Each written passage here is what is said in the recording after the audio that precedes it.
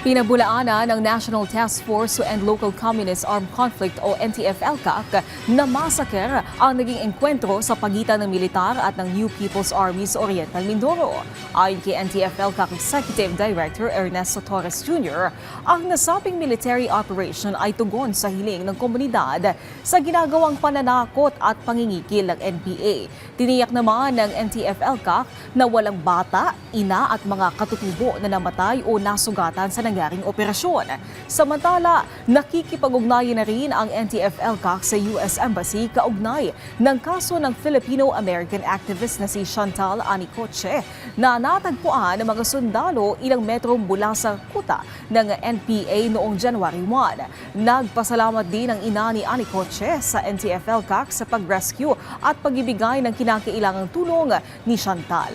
Nagbabala din ang NTF-ELCAC sa mga organisasyon na patuloy na nagre-rekruta para lumahok sa armadong pakikibaka. Tinatawagan natin ang pansin ng mga organisasyong patuloy na nag-uugnay sa mga kabataan sa mga armadong grupo sa kanayunan. Ang paggamit sa idealismo ng kabataan para sa madugong adhikain ay isang krimen laban sa ating lipunan.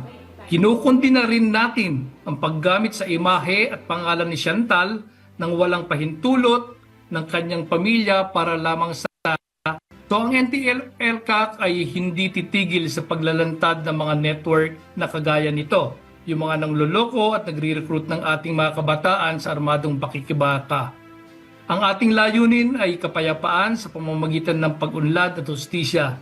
Nananawagan tayo sa mga magulang, bantayan ang ating mga anak.